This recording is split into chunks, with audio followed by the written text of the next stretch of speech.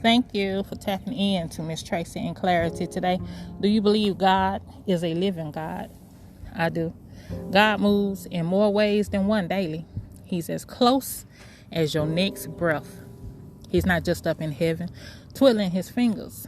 God is omnipresent, meaning he's everywhere at the same time. The solution to your problem is just a prayer away. When you were little and called for your mama, then she come running. It's the same way with God. Yet you got to open your mouth and call. What the old heads say. Call on him. Call on him. Isaiah 46 verse 4 says, even to your old age and gray hairs, I am he. I am he who will sustain you. I have made you, and I will carry you. I will sustain you, and I will rescue you. That's what the words say. God has you from your beginning to your end. He got you whether you make your bed in heaven or hell. That's what Psalm 139 verse 7 through 10 say. Let me read it.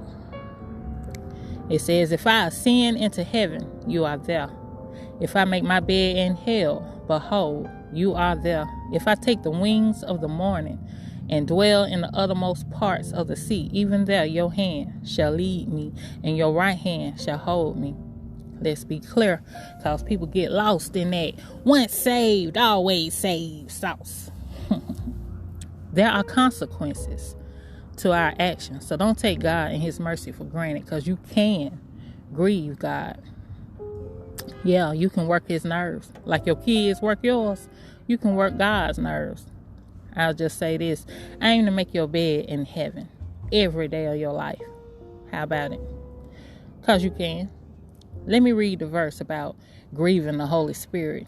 In Ephesians chapter 4, verse 30 through 32, it says, and grieve not the Holy Spirit of God, whereby ye are sealed unto the day of redemption. How do you grieve the Holy Spirit? By doing the things you know you shouldn't be doing.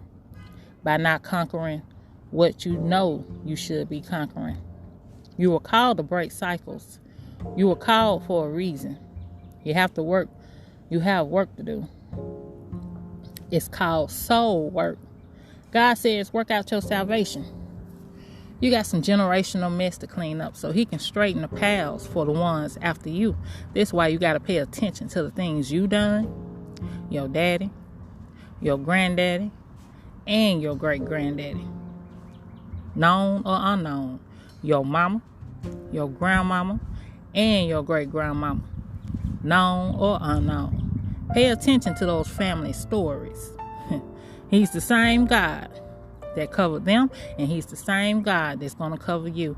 I'm sure Nana and them didn't always get it right, just like we did. Somewhere in there they learned to lean on God like we do, and will. He's the same yesterday, today, and forever. He says that himself in Hebrews chapter 13, verse 8. God is very alive, very active today. So don't put your faith in created things when you have a living creator waiting to hear your call. Try him. You tried everybody else. If you have any comments about today's episode, you can contact me at uniquelyt77@gmail.com. That's UNIQUELYTEE77@gmail.com. Godspeed.